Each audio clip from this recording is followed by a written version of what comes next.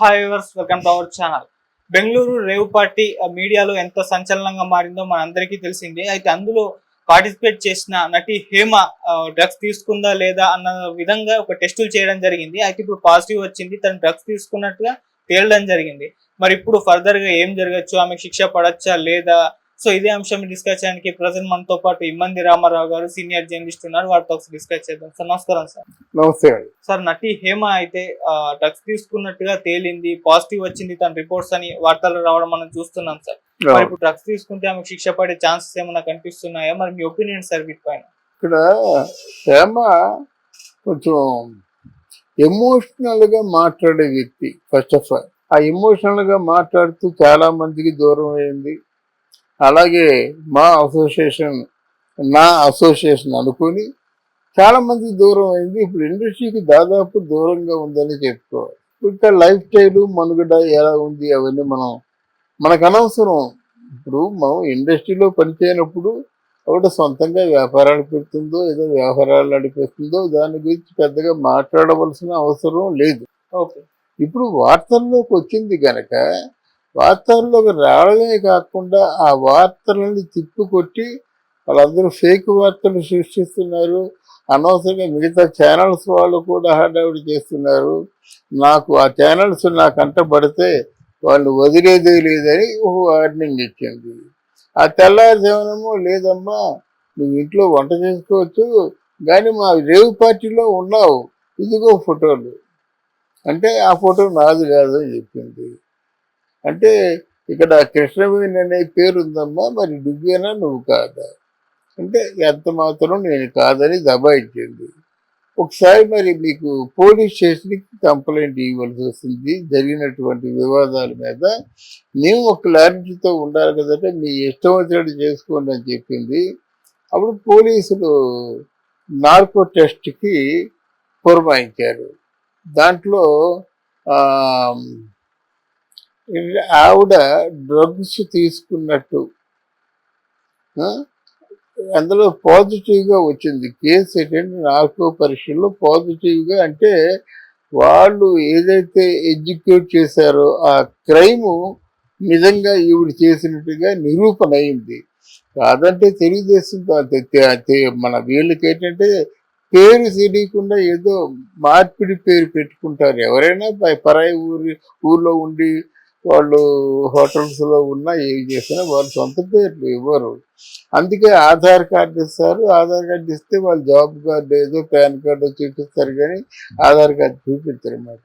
వాళ్ళు అంత పెద్ద పట్టింపుగా ఉంటారు అన్నమాట. ఆధార్ కార్డు లేదే అసలు బయట హోటల్లే వాళ్ళు జాయిన్ చేసుకోరు. ముందు ఆధార్ కార్డు కావాలి. ఒక పెద్ద హోటల్లో జాయిన్ చేయాలంటే వాళ్ళు ఎక్కడి నుంచి వస్తుంటే ఎవరు వస్తున్నారు, వారు బ్యాక్గ్రౌండ్ రేటు తెలుసుకోవాలంటే ఆధార్ కార్డు ఒకటే వాడికి రక్ష. ఇలా చేసినటువంటి పరిస్థితుల్లో ఆవిడ పక్కాగా దొరికిపోయింది అన్నమాట. దొరికిపోయినా ఇప్పుడు తాజాగా ఏముంటుందంటే నా మీద మీరు కక్ష కట్టి నన్ను ఈ విధంగా అల్లరిపాలు చేస్తున్నారు అంటుందన్నమాట. ఈవిడ మర్యాదగా వచ్చి తన తాలూకు తప్పిదానికి ఒప్పుకొని ఏదో వాళ్ళు వేసేటువంటి జరిమానో లేకపోతే వాళ్ళు వేసేసే శిక్ష, సాధారణంగా సెలబ్రిటీస్కి పెద్ద శిక్షలు వేయరు, జైలు కూడా వేయరు. అరెస్ట్ అయినట్టుగా వాళ్ళు బుక్ చేసుకుంటారు. తర్వాత వాళ్ళు బెయిల్ తెచ్చుకుంటే ఆ బెయిల్లో వచ్చేస్తారు. తదుపరి ఈ డిస్కషన్స్ కోర్టులోకి వెళ్ళి ఇలా జరగలేదు అలా జరగలేదు, నిజాలు ఒప్పుకోమంటే అప్పుడు ఒప్పుకున్నట్టయితే వదిలేస్తారు, ఏదో ఫైన్ కట్టమని. అంతే జరుగుతుంది. అంతకు మించి కూడా ఏదో తను తీసుకున్న గోతులో తనే పడినట్టుగా వ్యవహరిస్తే అటు పోలీసు ఊరుకోదు, అటు ఆ పార్టీ వర్గాలు రేవ్ పార్టీ అధిష్టానం కూడా ఊరుకోదన్నమాట. ఎందుకంటే ఎవరి రిస్క్తో వాళ్ళు వస్తారు, ఎవరి స్వప్రయోజనాల కోసం వాళ్ళు వస్తారు. అంటే మీరు ఈ రేవ్ పార్టీ ద్వారా మీ ప్రయోజనాలు పొందుతుంటూ దాని రిస్క్ కూడా మీరే పొందాలి కదా అని అభ్యయం ఉంటుంటుంది. నడిపించినందుకు మీ లైసెన్స్ ఉందా లేదా, ఇది నడిపించడం సంఘ విధురక శక్తి కాదా అని వాళ్ళు ప్రశ్నిస్తారు. వాళ్ళ ప్రశ్నకు సమాధానం చెప్పుకోవాల్సింది వాళ్ళకు ఉంటుంది. కానీ ఇలాగా మన తెలుగు ఇండస్ట్రీ తాలూకు పరువు పోయే అవకాశమే. నేను ఒక్కడనే పరువు పోగొట్టాను, మిగతా వారు లేరంటే మిగతా వారు అంతే. దొరికితే ఎవరైనా ఆ శిక్షార్హులు కాదు. మరి డిసెంబర్ 31 ఏమో రోజా తాగి డ్యాన్స్ చేసింది, పబ్ లో ఉంది, వాళ్ళు చూపించారు. మరి ఆవిడ ఎందుకు మాట్లాడలేదు? నోరు మూసేసుకున్నది కదా ఆవిడ. ఏదో సరదాగా ఫ్రెండ్స్ పిలిస్తే వెళ్ళాను, అంతకు మించి నాకు మిగతా విషయాలు తెలియదు. ఆవిడ సమర్థురాలు కాబట్టి తన తాలూకు తప్పిదాన్ని నా విధంగా తప్పించుకుంది.